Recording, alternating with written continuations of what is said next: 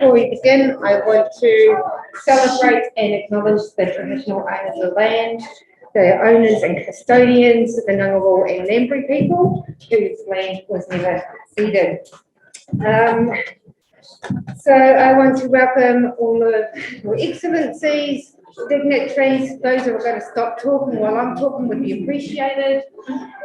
People who have crossed the Moana or Nui, whether that's been by boat, plane or via Zoom. Welcome to the session. So our first speaker is Professor Stephen Howes, and he is a professor of economics here at the Crawford School of Public Policy at ANU. He's the director of the Development Policy Centre, which I'm sure all of you have subscribed to the blog there. And having served as Director of International Development Economics Program at Crawford School from 2009. Now, Stephen is a member of the advisory group appointed by the Department of Foreign Affairs and Trade for the PALM scheme. That's the Pacific Australia Labour Mobility Program. And he is also the chair of Family PNG, an NGO that supports survivors of family and sexual violence in Papua New Guinea. So without further ado, I'm going to hand it over to Stephen. All right, thanks a lot, Rochelle, and good afternoon, everyone. And yeah, as someone who's actually from the Crawford School, I'm very happy you're meeting here at the Crawford School and welcome everyone to our school. It's great to participate in this. We are in the Development Policy Centre. We're a small part of this Student Research Program, and our sort of main area of focus is on labour mobility and migration. So I'm really happy to have the chance to talk to you about that today. We haven't really coordinated who's going to say what, but I guess I'm going to give you an overview and tell you what I think is a pretty positive story. I've got this sort of ambitious title, 2 Eras of Pacific Migration to Australia, but I'm not giving a full historical account. I'm just focusing this century. I could have called it 2 decades, but I think it's going to have, what's happening now is going to have much longer term impacts. And that's why I've used the word eras rather than decades. Well, let's get started. What are the 2 eras? This is the first one. Whoops. Yeah, this is the first one. The first era is, I guess, the one that we're currently now in. Is the era of temporary migration, or what we often call labour mobility. And that really started in 2008 with the introduction of the seasonal worker program, then in pilot form. But this followed by a decade later the Pacific Labour Scheme, which is a sort of multi-year version of the seasonal worker program. So what are the benefits of that? I mean, the first benefit was that it got the whole idea of labour mobility and migration going. Before that, the idea that it should be part of Australia's relationship with the Pacific just wasn't, well, it was on the table, but it was very controversial. It didn't command consensus. And it's taken this temporary migration approach to get labour mobility going. It's become very popular, whereas it was controversial. It now has bipartisan support. It's got not total but widespread academic support. It had a slow start, but it's now very popular with employers, and it's incredibly popular with the workers. So there's a lot of excess demand. If you survey workers, most of them say they really enjoy it and they recommend it to others. Those, before COVID came, people came for the seasonal worker program. Most workers would want to come back, and most did come back. The average time, for about 4 or 5 times. So very popular, and then it's been transformational for a number of countries. And I've got a few slides with some graphs. And so let me just switch to one of those slides. This is, I did some work with Evie, who's here, I think. Yeah, thank you, Evie. We did some work together trying to count how many workers right now we looked at New Zealand as well. So from the Pacific, either in Australia under those 2 schemes, or in New Zealand under New Zealand's seasonal worker program, which they call the RSE. And it's an estimate, but this is our best estimate. And you can see if you add it all together, it's like 34,000. So I mean, it's a significant number of workers, but there is a very uneven spread across countries. And so we then divided it up. We divided these numbers by the population. And we do that separately for male and female because there's a big gender imbalance in the program. So you have to do it separately. But if you do that, then you can see, that's why I single out Tonga, Samoa, and Vanuatu. For those countries, it's above 10%. So above 10% of the working age population of those three countries is either in Australia or New Zealand on one of these three schemes doing work. I mean, that is huge. And I mean, Tonga is almost 20%. So if you look at the number, we try to estimate the number of people who work for the government in these countries, and it's about the same. So, it's like having a second government in terms of an employer. It's transformational. This is not something that aid could have done, right? Partly because, this hasn't cost Australia, right? This actually benefited Australia, right? We wouldn't, even though we've increased aid, we couldn't increase aid by that much, and even if we did, it probably wouldn't have that, it doesn't have that great a track record in the Pacific. For women, it's not as, it's nothing like that. So there is a big gender imbalance in the program. But in terms of being transformational, I think, yes, definitely this is a transformational program for those particular countries, not for others. And so I'll come to that. Under the negatives, the costs, it did have a very slow start. And a lot of the early research was why aren't employers using the scheme. It has picked up, and it has actually been sort of turbocharged by COVID because other workers left or haven't been allowed in. Poorly targeted, that goes back to this issue that it's great for these three countries, but I mean Tonga and Samoa already have sort of the highest remittance to GDP in the world, even before these schemes came along, right? Whereas these countries that have had very few are very isolated. So if you just go to this graph, I know it's a little bit blurry, but on the vertical axis, you've got the migrant stock to population. So, and you see the little red dots, that's the rest of the world, and the blue ones are the Pacific.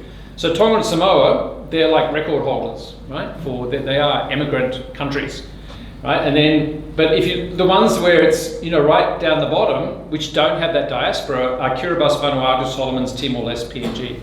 They're the ones that need labour mobility the most, right? And of this group of 5 countries, it's only Vanuatu that's really benefited from these 2 schemes.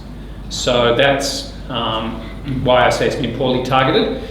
And that's because it's a demand-driven scheme, right? Employers can go wherever they want, and for whatever reason, these are the 3 countries they've mainly gone to. That's given rise to this third cost, which is that some of these countries, and it's not a coincidence, those 3 plus Fiji, that also has a lot of immigration. They appreciate the scheme. They're not talking about pulling out, but you do hear them talking about brain drain, right? They're worried about loss of workers. And then the final cost is this one, difficult to regulate. I'm sure these schemes have been in the news. You've all heard the stories of exploitation, and just by that's intrinsic to their design. Because the workers are tied to a particular employer. And so you can't win. On the one hand, you're not going to regulate the scheme. The employers are going to love it. They're going to use it. They're going to create employment. But then the workers are going to be at risk of being exploited. On the other hand, you're going to really regulate and micromanage the scheme. The workers are going to be better protected. But then the employers aren't going to want to use it, right? And they're going to turn to alternative forms of labour. So these are difficult programs intrinsically because of that tie linked to the employer. And then in terms of issues, the competition with the backpackers, that's what led to the slow growth initially, because we had lots and lots of backpackers and employers would rather use those. The backpackers have all gone. The schemes are thriving. The issue is what will happen. Will the backpackers come back, and then what will happen if they do? We also had competition from the Asian agricultural visa. Labor have killed that, but what will happen? Eventually, I'd say it's too early to say that agricultural visa is never going to happen. So I've left that as an issue. There is an issue with workers leaving the program, absconding or disengaging, and a lot of them apply for protection visas. And as you might know, that's become a kind of a racket. People apply for these for protection, or they know it's going to be rejected, but it might take 3 years for it to be rejected. In the meantime, then they're not doing something illegal. They're no longer tied to an employer. They have Medicare access. So that's certainly an issue for the program. And the final issue is family separation. Both of these schemes are ones where you can't bring your family. That's not, I think they're the only schemes, or maybe the backpacker scheme is like that as well, but if you're a backpacker, it's meant to be because you're a young person, you're not meant to have kids. But they're unusual migration programs. you'll hear from Matt, that it's definitely had costs. I think we can't deny that. Labor said they're going to end family separation, or at least no longer mandate it. For the longer term scheme, for the PLS, that makes sense. SWP, it's a short period of time, probably doesn't make sense to bring your family. PLS, it's 4 years, why shouldn't they bring their family? So I think that's great. There's resolution to that, but there's a long way to go. There are lots of practical issues that have to be addressed. So that's the first era of Pacific migration to Australia in this century. And now we come to the second era, which is the permanent migration era. And this is an era that we're entering into with the announcement by Labor that they are going to introduce something called the Pacific Engagement Visa. And as I remember, they're going to start that in July of next year, or January, July. So less than a year, we're going to be in the second era.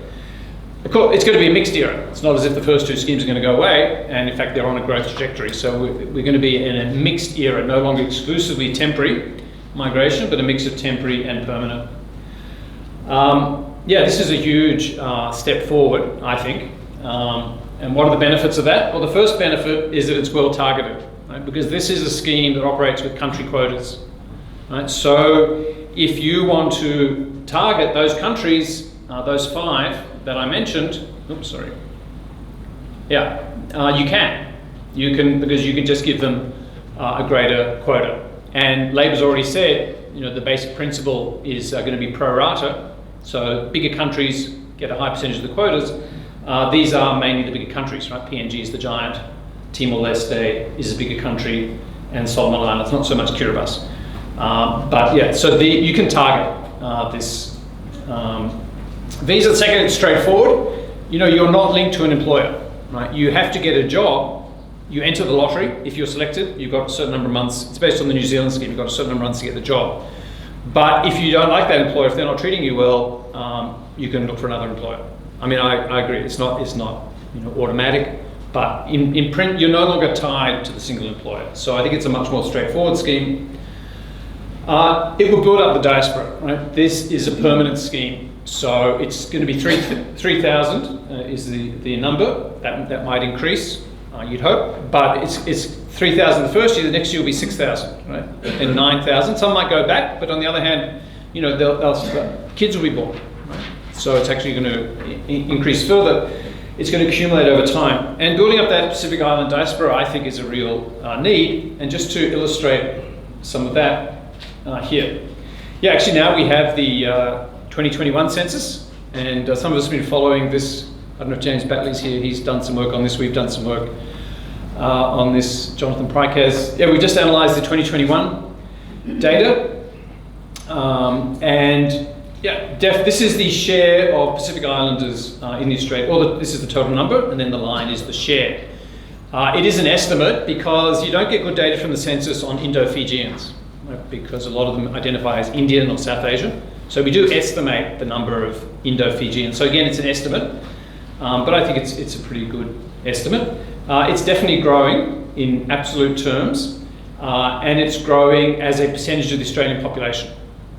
In 2006 it was 0.9%, and in 2021 it's 1.33%. So that's positive if you like the idea of Australia being part of the Pacific. You think about New Zealand, I think it's about 8%, something like that.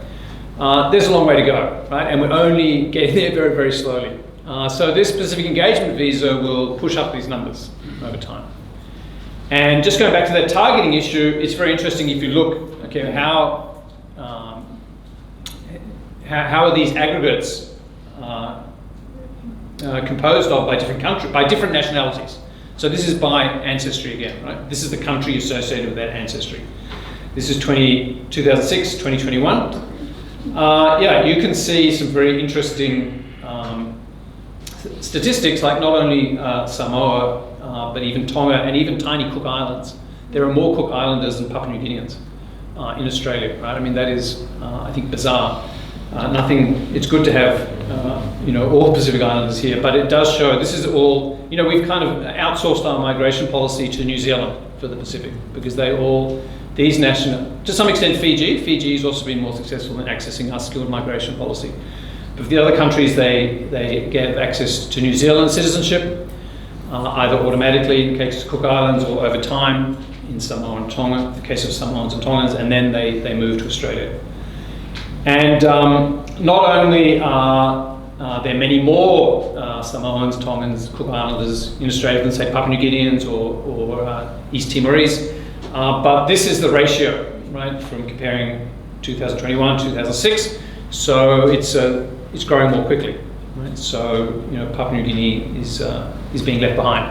There's some fast growth down here in terms of Ni Vanuatu, but from an extremely low base. So I think with the targeted approach Pacific Engagement Visa, we can see some really healthy development of some of the underrepresented Pacific Island groups in Australia, or more underrepresented. Yeah, I think you can also argue this new visa will help right historical injustices. The Pacific Island Labourers Act of 1901, where we sent people home, as part of the White Australia policy. And then, the fact that we really, even though Papua New Guinea was a colony, we really very keen to keep them out of the country.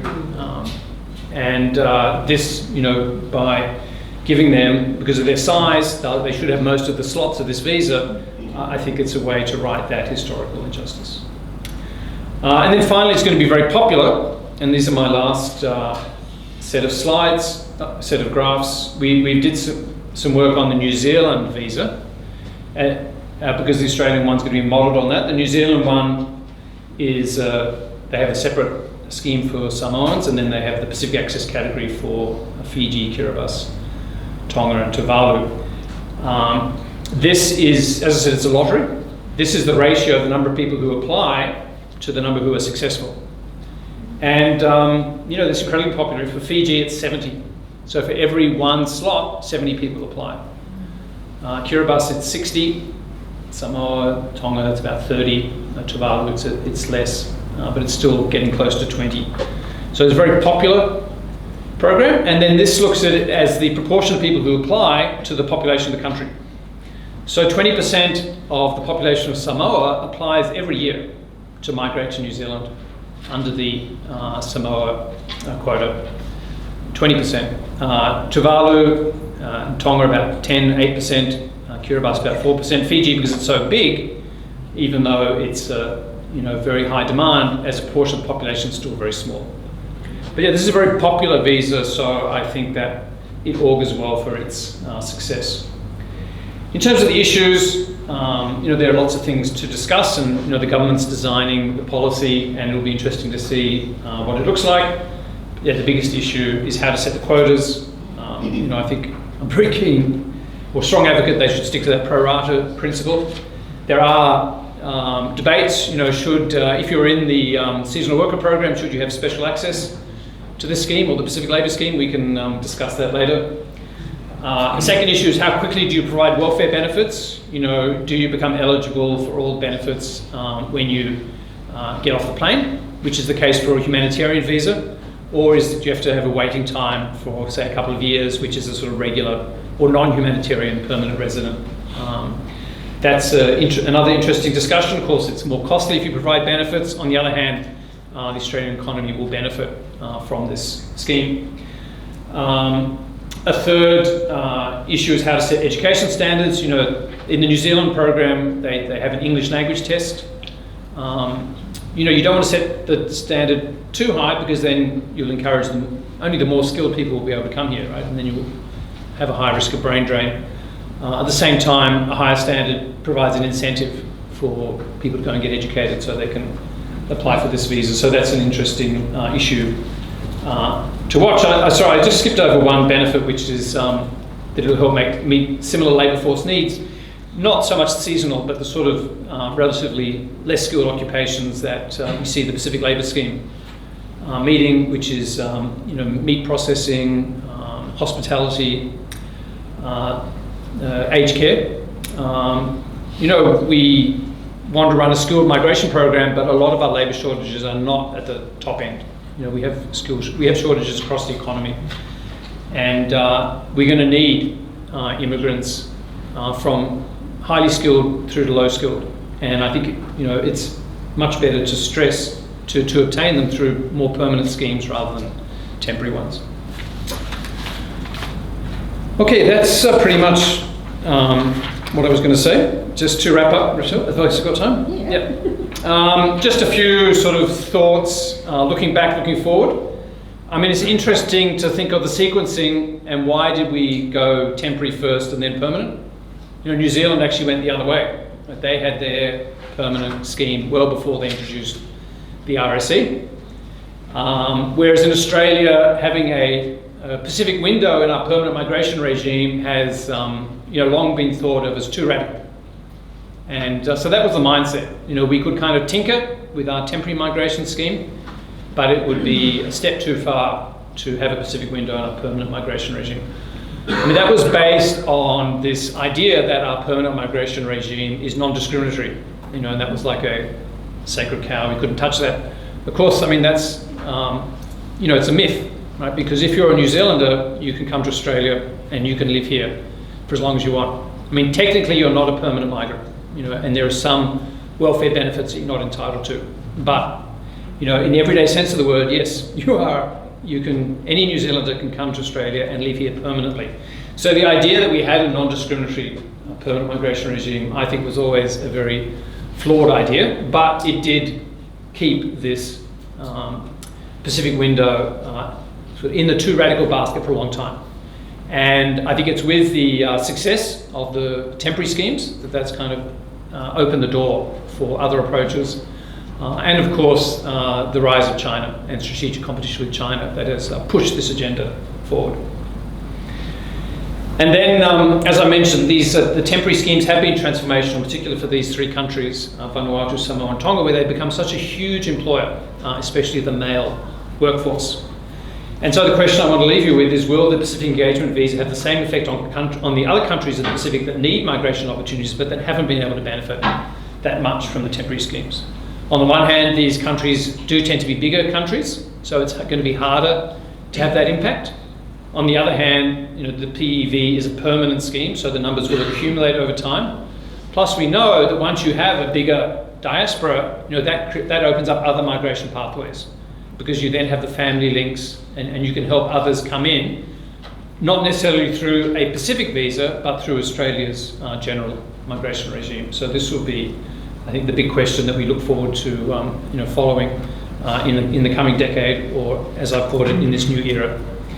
So thanks everyone, thanks to my colleagues Evie, Sharon and Richard. This is all joint work that I've been drawing on. As Rochelle mentioned, please do check out our blog, or if you're interested in Pacific migration, sign up to our monthly newsletter.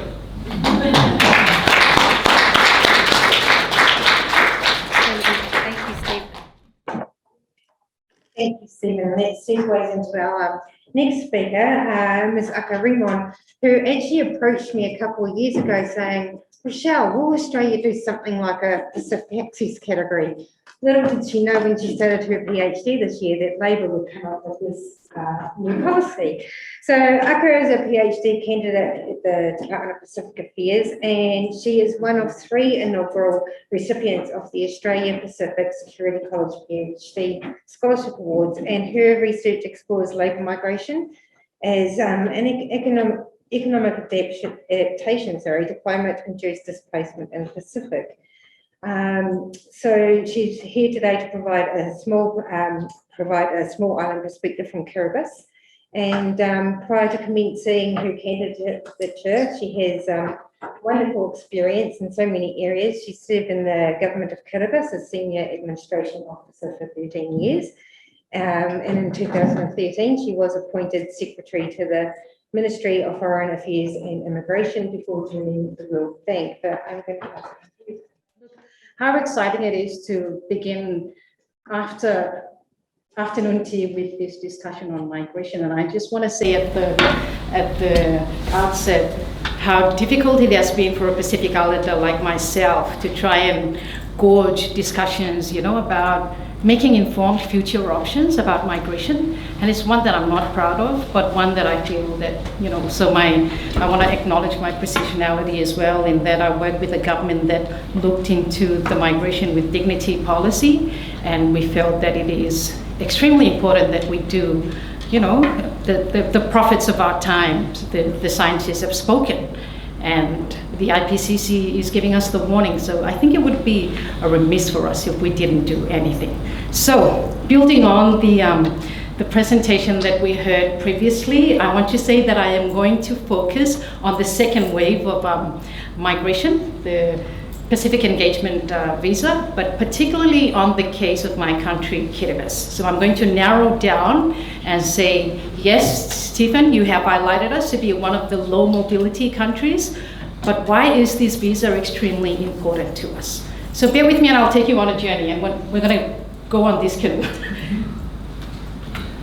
All right, but putting into context, I don't think we need to do this anymore because we've had since the morning a lot of discussion on migration and climate security, right? But this is one definition of climate migration that I, in my search and readings, there were too many. And I decided, okay, so the IOM migration definition is the one that I'm going to settle with. So it's really when the environment or climate change doesn't allow you to stay anymore in your home because resources have become depleted or scarce, and you are forced to move to a new home.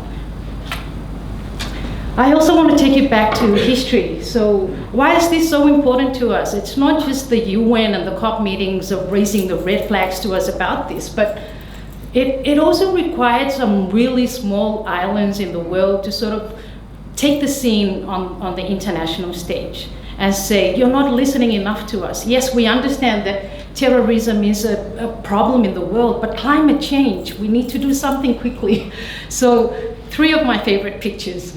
The top one is a Maldivian, cabinet meeting. You guys remember back in 2009, I think I was in Sydney doing my master's, and this caught my eye. I thought, wow, if there is anything that would make, people listen, it's a cabinet meeting that's held underground. And then, of course, we had our very own visit from the UN Secretary General in Kiribati, that's Ban Ki-moon, planting mangroves. And the last one is from Tuvalu. And I thought that was a really powerful image with the Minister of Foreign Affairs, Simon Kofe, standing in knee-deep water, telling to the world, okay, you're not listening enough to us, we need to do something quickly. But I guess the gist of this all is that there is not any international protective mechanism. And that's what the world system lacks at this point. We do not have an international law that says when you are a refugee, okay, there is a definition for economic refugees and political refugees, but none for climate change or environmental refugees. So what do we do with them? We can't just crumple them into one category of refugees.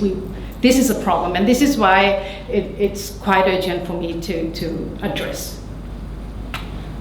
All right, I don't think I need to also I'm just going to give you the quick facts, but for those of you who don't know where Kiribati are, you should be very ashamed of yourself. So 2 of my favorite maps as well. You can see Kiribati is, we're small islands. We're often called a small island, but we really are a big ocean state. And we're surrounded by the ocean, and we live in the ocean, and our life is dictated by the way we exchange, we connect with the ocean. And it reminds me of Pele Haubofa's very powerful quote about the ocean being in us and we are the ocean. But then think of this ocean that's becoming a monster, right? And in the face of sea level rise, you have a big ocean state, which is also very vulnerable because, hey, we're only 3 meters above sea level. So we have to think about relocation. And if we are going to relocate within our own borders, there'll come a time that we're going to fall back into the sea. So we need to consider looking at other options. I talk a lot, so I'm gonna be in trouble with my time. But the other map is really, it shows how vast we are, right? Because we cover all 4 hemispheres of the world, as you can see in the black shade over there. All right, so the Pacific Engagement Visa, and why I know Stephen's touched on this earlier, but I want to, narrow down to the importance or relevance to Kiribati. And what it is, I don't need to go into this again, but everyone was aware when the government went into campaign, they spoke about this permanent migration pathway. I was, listening very keenly. I thought, it's happening. I think I told Rochelle, it's happening. But I think there are some worries about that too, because we don't know how it's going to be manifested in policies, in quotas, etc. So when we know that it's happening in 2023, we heard also in the previous presentation that around July it's going to happen. How I think the pro rata arrangement that we touched on also previously will give, I think Minister Pat Conroy made the announcement. I can't remember, but I watched in the news and remembered that there was a point where they say the bigger countries should get the bigger shares. And various arguments, right? We heard from Stephen House earlier that maybe we need to strategically focus on the countries that cannot access Australia, because there is a strong diaspora of the other leading countries. We saw Samoa and Tonga topping the chart there. What about the low mobility countries? So my friend Michael and I wrote a blog and said maybe the low mobility countries like PNG and Kiribati should be the focus of this visa, because PNG also is experiencing relocation within borders, but it's creating a lot of conflict over land and resources, right? So it's not, he told me, Akka, you're not the only ones who's dealing with just looking, because we have our own issues too. Anyway, and then there's a regional compact. I think the article written by Richard Curtin and the others saying that is it time that Australia focuses on a regional compact? Maybe something similar to what RMI has with the US, where they can come and live in the US, and the countries in the Pacific should ask also Australia for that. So who is the big question, because we don't really know yet.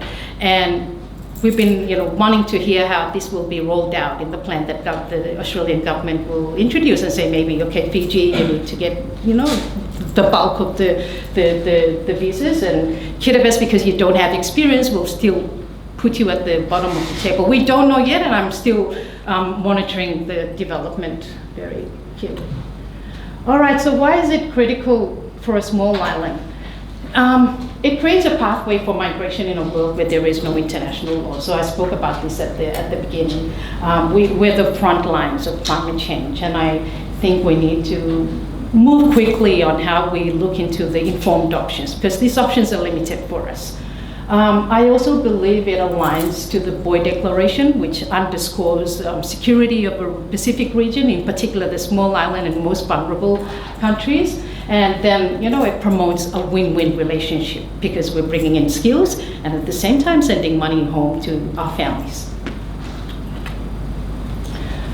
Yep, so I sort of went ahead of that. But this is the economic adaptation, and here's a graph that I borrowed from the World Bank report that was done on the impact of COVID on remittances. But look how critical and significant the value of remittance brings to a small economy like Kiribati. And I just want to discuss a little bit more here about Kiribati. It has a small economy, and our potential for growth are quite limited in that we have a very rapid population growth, and we also have the issue of remoteness.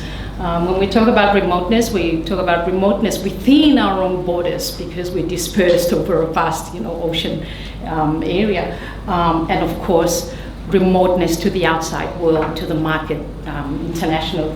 So the problem in Kiribati is that with a very limited private sector, there is immense pressure on the government to try and cater for, the population. And this is compounded with the impacts of climate change. So already we have a very high unemployment rate, and so government is now looking towards areas where they can broaden their, economic growth.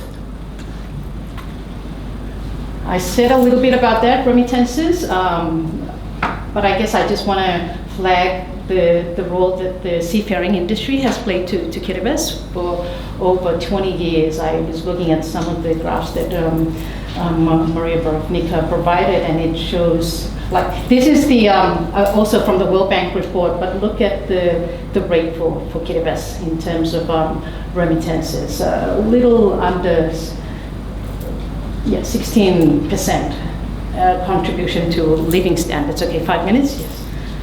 But yes, so this is also something that I really want to highlight, because if we do have a lot of opportunity to participate in the Pacific Engagement Visa, this is going to double or triple which is massive economic improvement to us. The last one is what I would like to say, the Kiribati concept of tosu. And tosu is really just building on family values. And we have the vuvale in Fiji, but I want to emphasize that we need to have the same in Kiribati. And we want to ensure that as part of the Pacific family, and Australia speaks about this a lot, we want to be recognized. Do we count in the PEV? Do we count? We are not just providers of services and goods that Australia needs. How can we feel like we are members of the community here? So I think that concept of tosu is something that I really want to highlight because it covers all the welfare and well-being issues of our workers when they do get here. And that is something that nobody knows what it looks like, right? I have questions about creating nations within nations. Can we do that? We don't want to leave our country, but if we have to, can we bring our culture? Can we bring our identity with us? Can we ensure that, dignity to full life is provided here? And we heard also in the presentation before us that some of these benefits are not entirely available to some of us.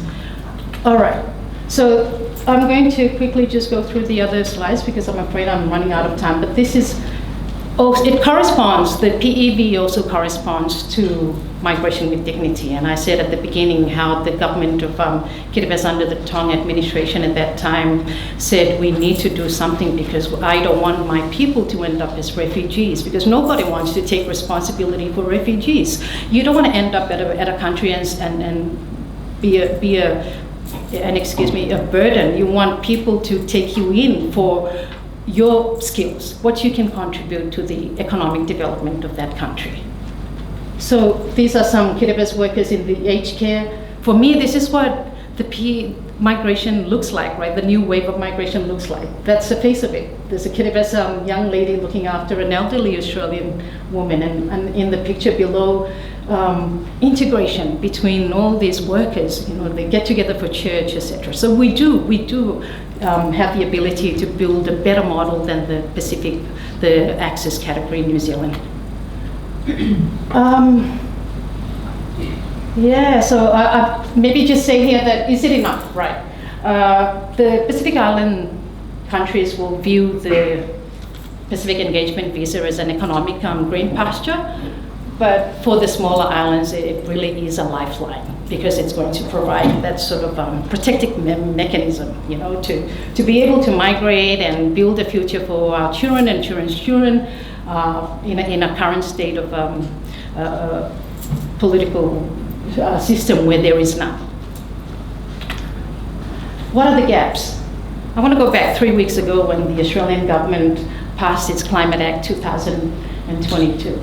And I have a question on how this policy integrates with the Pacific Engagement Visa, because I feel like the Australian government is doing every right thing since it came into office by creating this pathway, but then there's a climate policy that says we're going to cut down emissions to 43%. My question is that enough? Is it adequate to reverse the science?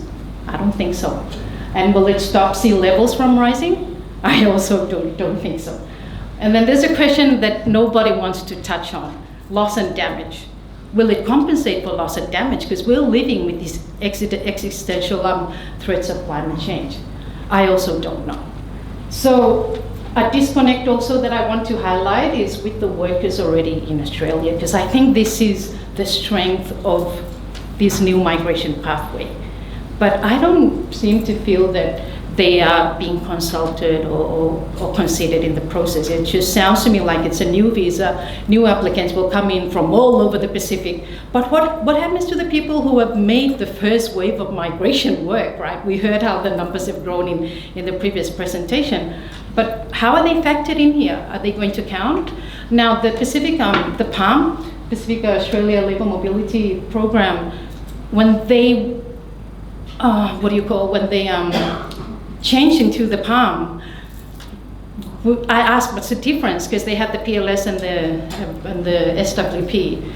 And so there seems to be a central element about the PALM that looks into the welfare of workers. And if we're talking about the welfare of workers, shouldn't we be talking to the workers right now and see how they can sort of automatically migrate onto the Pacific Engagement Visa, because then Australia would know for a fact that they are investing in people who will make the migration work and that it won't go to waste. And these are people who have built up experience here, they've had the exposure, so there is every chance that they're going to succeed.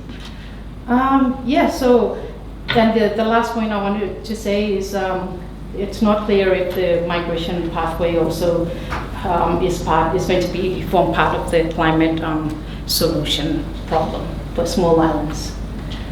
So as an expansive version of the PALM scheme, I think that this Pacific Engagement Visa is critical in creating the immediate pathway.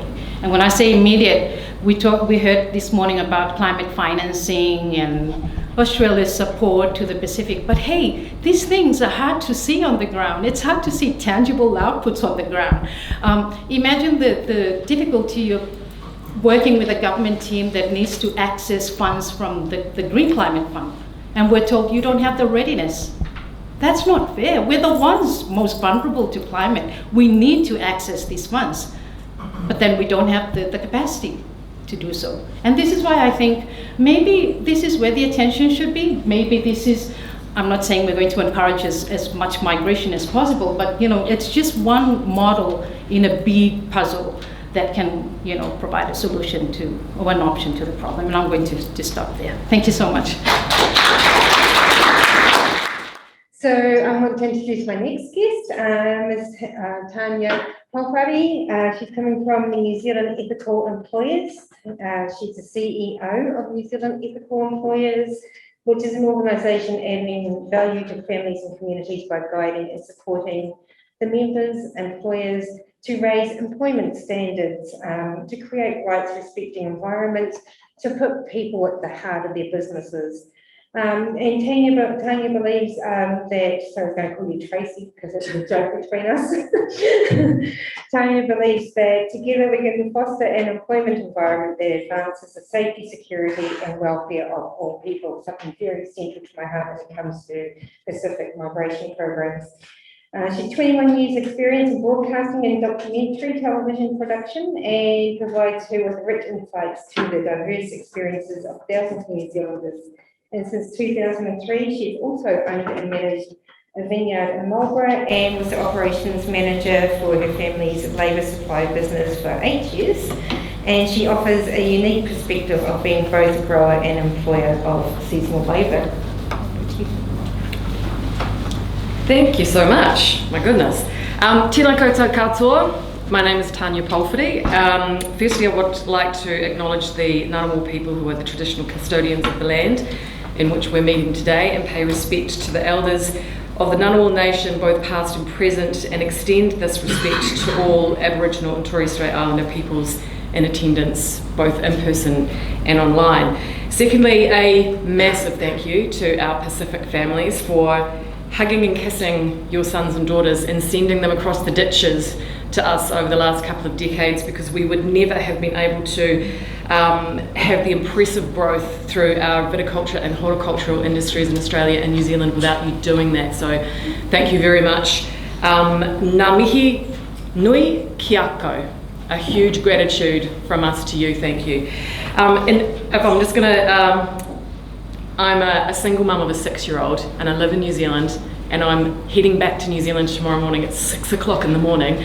And my son is going to receive an award for excellency for his schoolwork over this last term. So I would like to honour him just with his favourite game, and I think that this will probably wake you up because it's in the afternoon. It's always difficult to do a presentation in the afternoon. So knock knock. Who's there? Boo. Boo-hoo. It's not sad. Why are you crying? Knock knock. Who's there? Woo. Woo-hoo. Woo, that's better. Thank you very much for participating in my presentation and honouring my son. So NZEE, we are an incorporated society, and our members are small to medium businesses that collectively employ over 15,000 workers in New Zealand. Our members are labour suppliers, growers, wineries and pack houses, and the horticulture and viticulture sectors across New Zealand. We're committed to decisive and collaborative action to drive ethical business practices in New Zealand's primary industries, We bring together subject matter experts, key stakeholders and influencers together and develop and share best practice to support our members to build more resilient, future-focused supply chains which place the worker at the heart and human rights at the heart of their businesses. Our membership mechanism has several steps, and these are key. The first step is the membership application form. Now, this is a deep dive into the workplace processes, rates of pay, rates of deductions, types of accommodation they have and intend to purpose build, transport and pastoral care that they provide for their migrant and the local workers. And through this mechanism, we can seed ideas into important ideas. Are you disability confident? Do you understand what that means?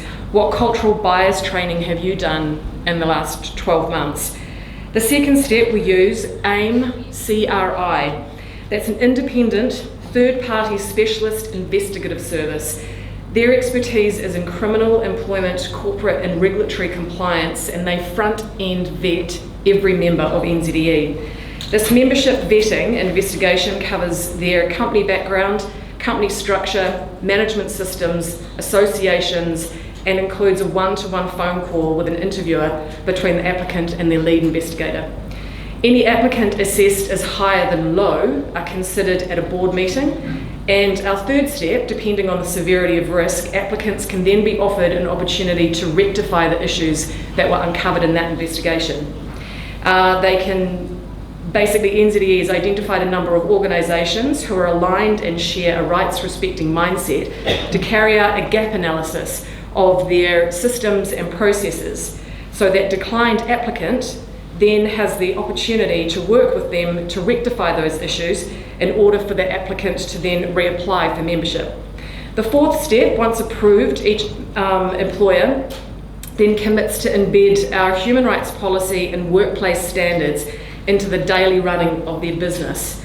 And finally, step 5, employers commit to checking to see how things are going by asking the workers themselves. Now, this is a really key step, and it is one that is often, if not always, missed in many compliance and social audits.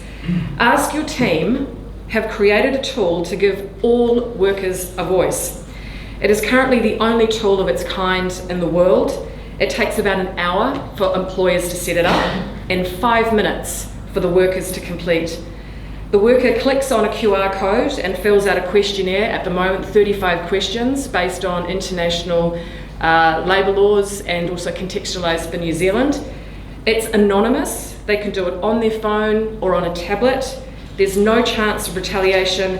This is a safe space to tell the truth.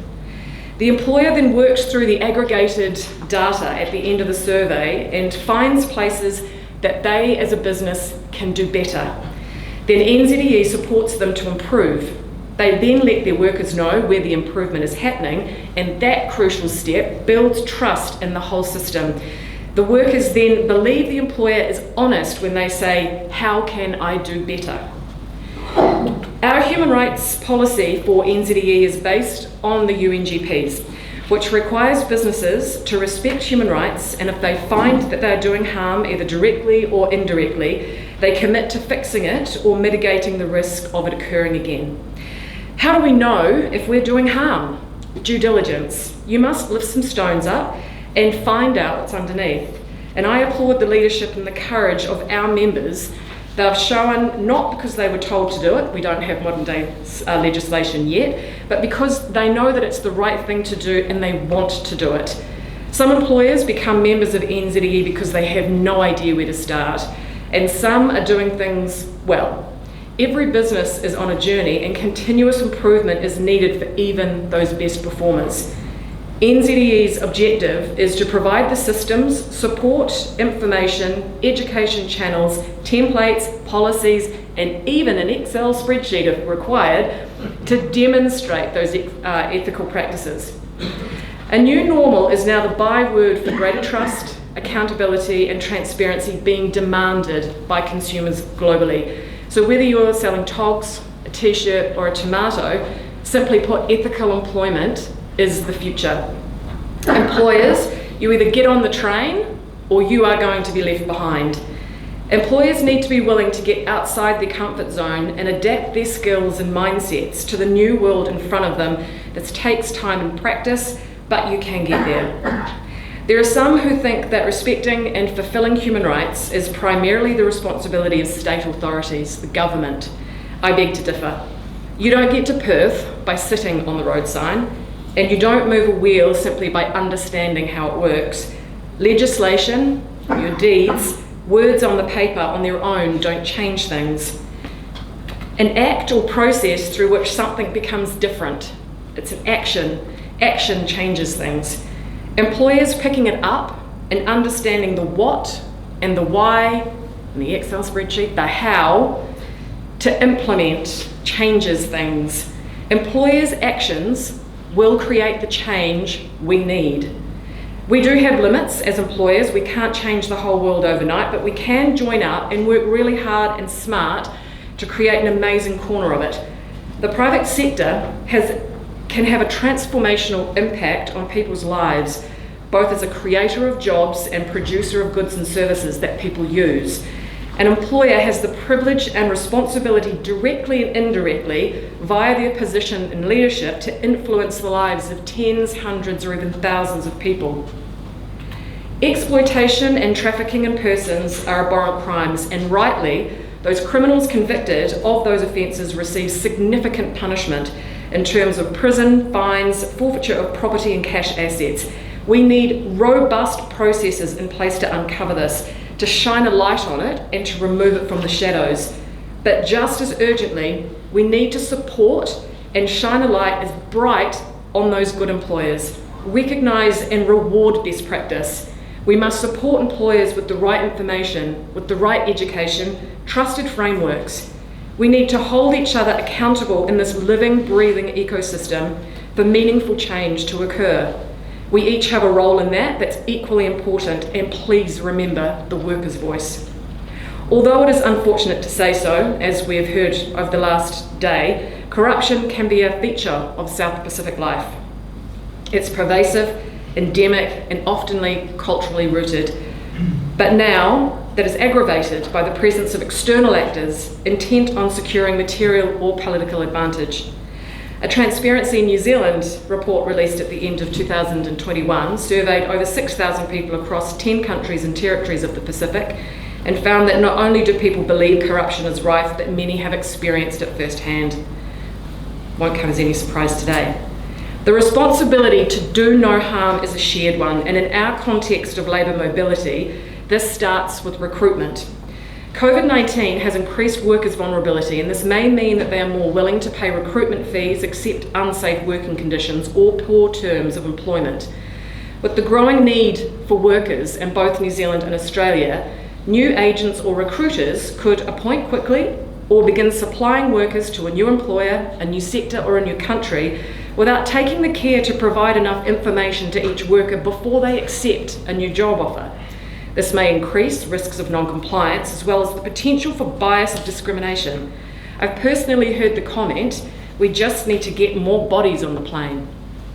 Employers in Australia and New Zealand, you have a responsibility to check before starting a relationship with a sending country's Labour Department and have a process for ongoing monitoring, self-assessment, in-country meetings, go and see where it happens and how it happens. Make sure you get face-to-face interviews with your workers.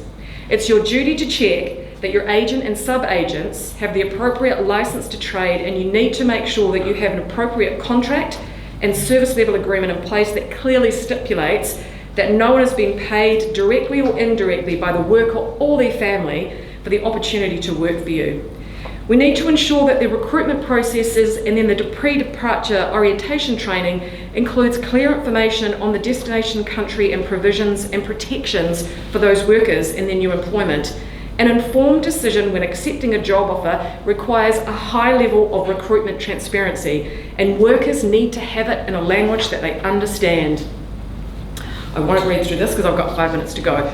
But these are really key. For recruitment, you need to find out in pre-departure, where are they going? Where are they staying? How many people are they going to be sharing a room with? Who is their employer? What is the nature of work? What are the conditions at work? How many days? How many hours? What about public holidays? All of this stuff is important, and it needs to be in a language that they understand. Governments of sending countries should be regularly reviewing their migrant worker codes of conduct, the policies and rules that both employees and employers must adhere to make sure that the state is not contributing to harms and human rights breaches also. Once workers arrive at their destination, the next step in this living, breathing ecosystem to do no harm is induction. An induction is an effective and efficient way to outline the policies and procedures, and it needs to clearly state the workers' rights and benefits and how to access them, and the rights of the employer. Feedback from workers has shown that they want to clearly understand what their employer expects up front, and these sorts of things should be in a handbook and should be in the language that they understand. So to close the gaps is not hard, we just need to work together. It's NZE's vision and mission to improve end-to-end quality of employment, to raise the standards and create a rights-respecting baseline to level the playing field so that competitiveness is not done at the expense of the worker. While that vision can seem ambitious, it is actually quite simple. Treat others the way that you want to be treated. If you don't know, ask, and when you do know, share. Everyone is someone's son or daughter. And if your family wouldn't live there or carry out that task for that pay, don't expect someone else's family to do it. In closing, building inclusive, sustainable, diverse organisations demands new ways of thinking, but knowledge can evolve. Question and update your thinking as you gain access to new information. Remain open to the potential that each one of us has. When we close our minds to what is possible, we close off the genius that resides in each one of us. Employers have the potential to grow and to learn and to improve. We just need to be supported and supportive of them. Whether you're wanting to know better so you can do better, or shine a light because you're already setting standards high, I believe ethical employment is the future. Kia ora.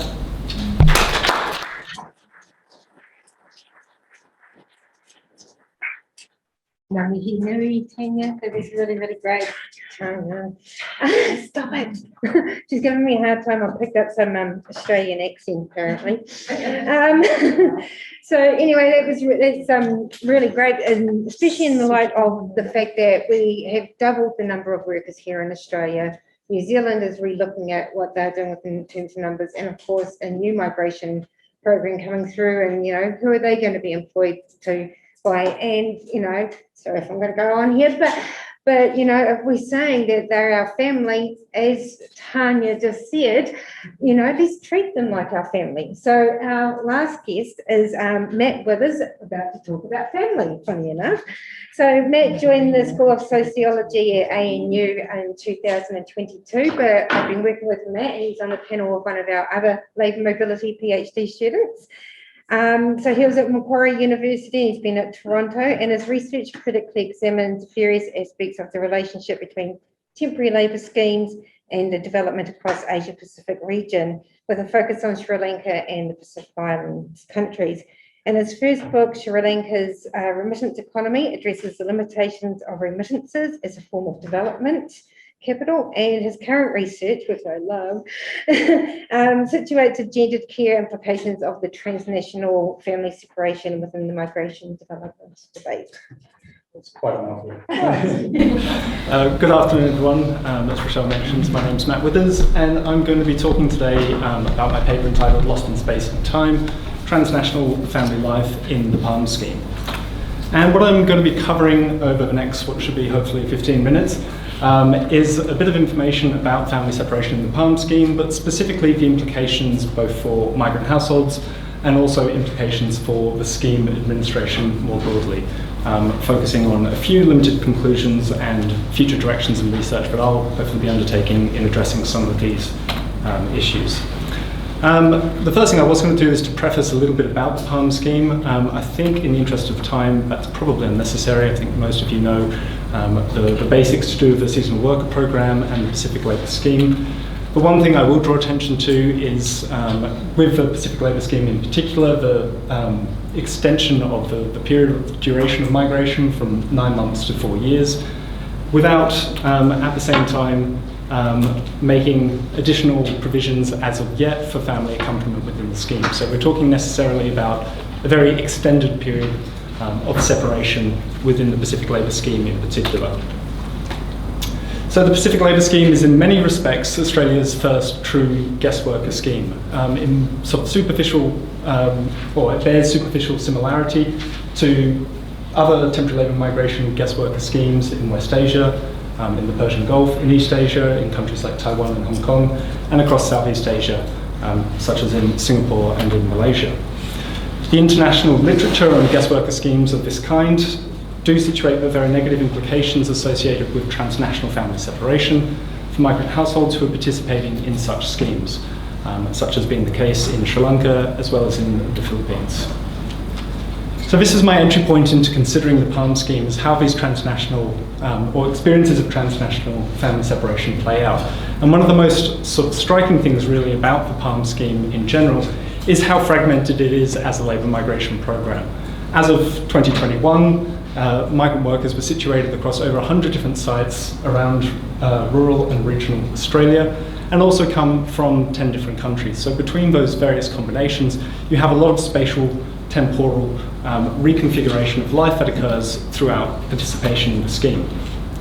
And so I've tried to hone in on factors which could be considered as spatial factors of the programme, to do with asymmetries in quality of life or access to services, time zone variation and cost of travelling for workers who are located in each of the points you can see on the map there, but also associated temporal factors to do with the duration of the programme, whether they're in the seasonal worker programme or the PLS, the family life stage of migrant workers participating in the scheme, communication and the availability of communication with families back home, and the general experience of liminality and transience for workers who are set to be in Australia for a finite period of time.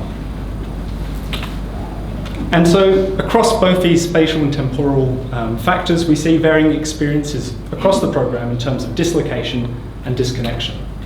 I'm going to try and highlight a few of these through fieldwork sites where I have interviewed migrant workers. You can see on the screen in the top left, Narrogin in Western Australia, Toowoomba in Queensland in the top right, Bundanoo in New South Wales in the bottom right, and Cochin in Western Australia in the left corner there. And you can see even just from those aerial photographs, the concentration of services and the sort of promise that brings in terms of access to general sort of living standards and quality of life in somewhere like Toowoomba, for example, contrasted with smaller towns and more isolated regions, does mean a very differential experience for those participating in the scheme. In the interest of time, I won't get into too much detail about the actual sort of ABS statistics, which break down some of the variations in those 4 locations. But what I will do is show you a few Google sort of Street View videos that I put together. I previously had some still images last time I presented this research, and one of the bits of feedback I received is that you couldn't really distinguish too much between those situations. So instead, I put together a series of videos skirting around these 4 towns, or really a city in the case of Toowoomba, to illustrate just at a street view what some of the differences might look like in terms of living in each of these locations. The relative concentration of wealth and businesses and services that migrants might be able to access in those locations. It doesn't provide a full picture, but gives you at least some sort of visual indication of what some of the distinctions would be like living in each of these circumstances. So in terms of the research design and the interviews that I conducted, what I was really looking at here was not the provocation necessarily that workers are sort of lost in space or across time, but what gets lost across space in terms of dislocation and also in terms of overtime and disconnection. What aspects of transnational family life fall in and out of that picture? And what are the developmental and policy implications of that kind of family estrangement? And so this research involved a series of interviews with workers at the very sort of outset of the Pacific Labour Scheme during its pilot programme, the North Australia Worker Pilot Programme, where I conducted around about 20 interviews with the Kiribati workers in Queensland. I then started what turned out to be a not so longitudinal study with workers who were stationed in Western Australia for the most part, Tongan workers, Ni Vanuatu and Kiribati workers, before COVID interrupted much of that research, but also with their families, in the case of the Ni Vanuatu workers in Port Vila. And alongside that, I conducted interviews with labour sending units across 4 countries, in Fiji, Samoa, Tonga and Vanuatu, to ask what the government stakeholder perspective on family separation issues were. And so in a sense, what I've emerged with is something of a fractured gaze onto the conduct of the programme itself, where those LSU interviews reflect experiences covering the entire duration of the programme. The PLS interviews I conducted were for workers who were at the departure stage and beginning their journey in the scheme, and the pilot programme interviews were with workers at the end of that experience who were reflecting back on their experiences 2 or 3 years into the programme. And one of the things I was sort of looking at here was the developmental implications of transnational care practices as a gap in the sort of literature we have around migration and development. Because development outcomes associated with migration are typically evaluated with quite a narrow measure of what constitutes the economy. And those conventional cost-benefit analyses typically weigh up, on the one hand, the income gains of remittances, stacked against the mobility costs, such as worker deductions within the PALM scheme, as well as the counterfactual of foregone local employment and what would have been earned by the worker if they weren't in migration. Sometimes this is balanced against skill transfers and acquisitions and social remittances, but what's really missing here is that value is rarely ascribed to the unpaid care practices that sustain everyday life, or their disruption during periods of extended transnational family separation. And that's what the focus of these interviews was. And I think this is important in general because we spend nearly as much time performing care work as we do paid work, as ILO time use data indicates, but also because a lot of these are invisible and gendered forms of labour that are incredibly important to the way any economy functions. And sort of drawing here on the Gibson-Gray and diverse economy model, we can see that a lot of the economic activities that take place across the Pacific are those which sort of exist outside of the standard employment relationship or the formal economy. And many of these are unpaid practices disrupted by migration but not attributed a developmental value. And so in focusing on care practices in particular, I looked at the difference between proximate care activities and those which are aspatial or can be performed across borders. So the proximate care activities are the ones we might most readily think of when we talk about unpaid care work: direct interpersonal care for children and the elderly, housework and other forms of indirect care, but also community care as well, which I think is particularly important across the Pacific, where much unpaid work goes into reproducing culture and custom and land and the environment.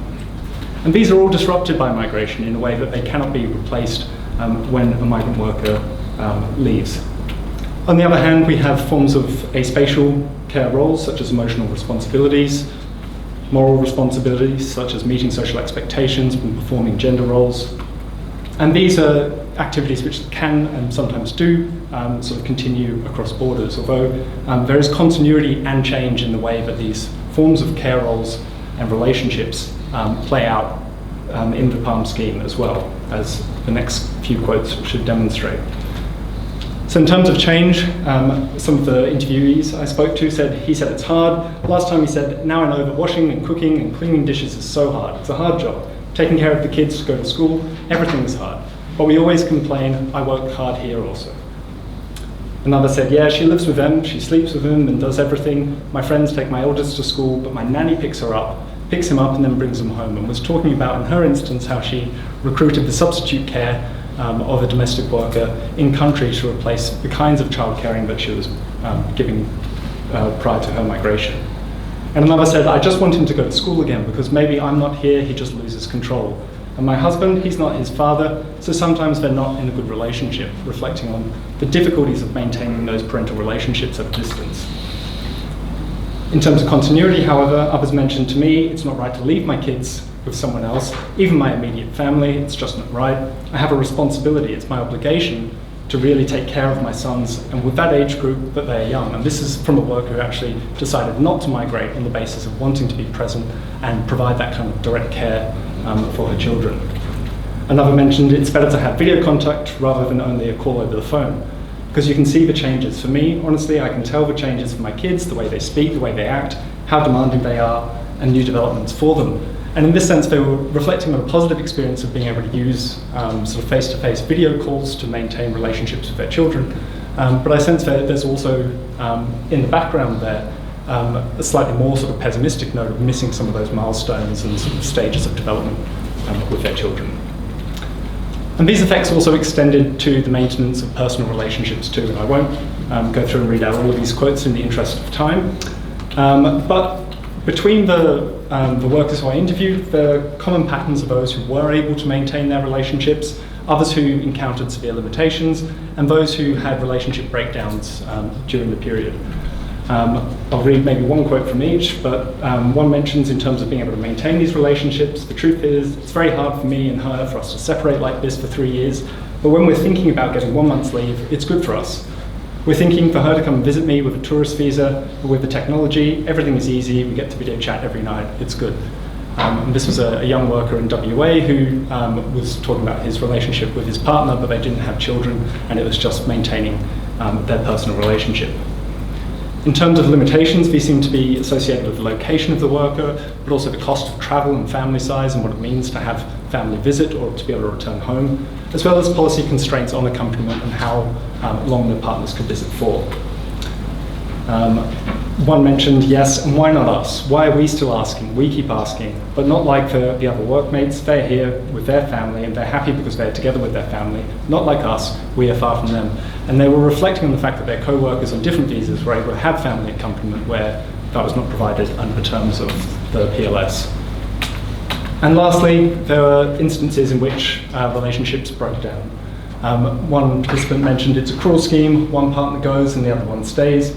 Maybe they find some other relationship, so when they come back, there's chaos, and now who's affected? It's the kids.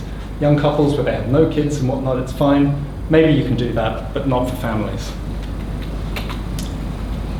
The interviews I conducted with labour sending units tended to confirm these findings. So every LSU that I interviewed identified extramarital affairs and relationship breakdown as being a major social issue associated with the PALM scheme and closely linked to financial issues and issues of culture shock for workers in Australia who are no longer within the purview of their community.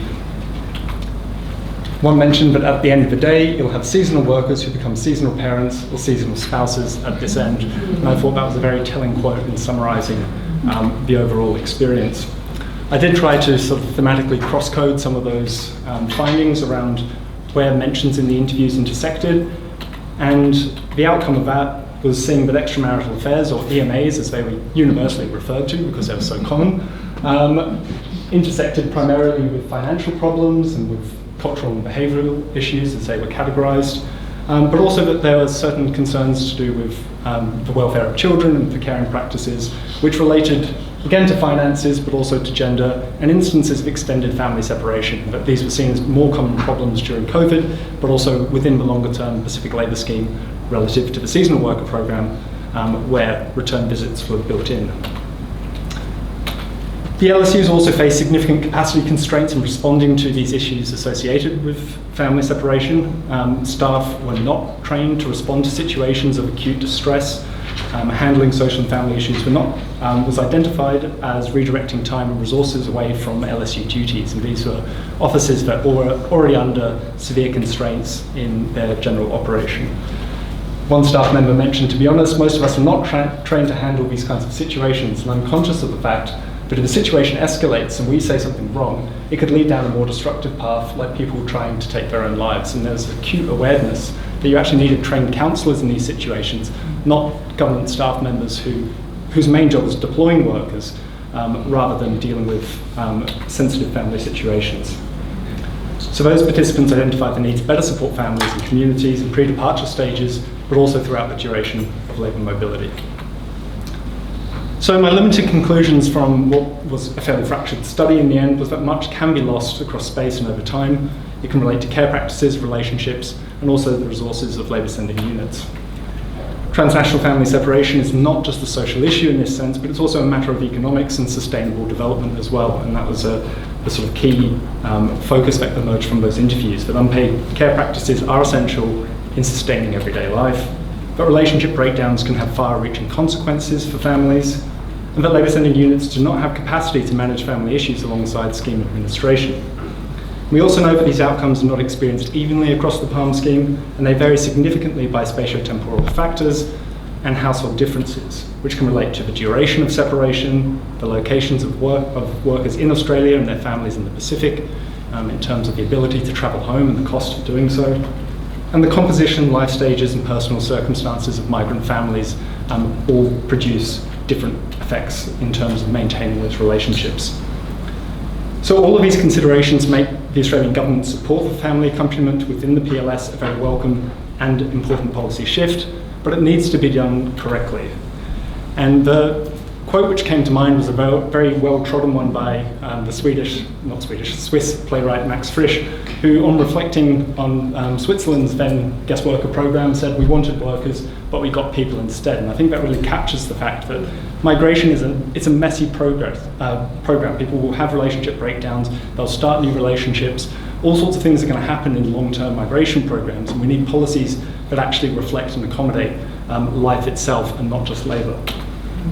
So the uneven outcomes of family life within the scheme require greater research and policy attention for the PALM to align with the sustainable and gender equitable development goals that supposedly it is led by.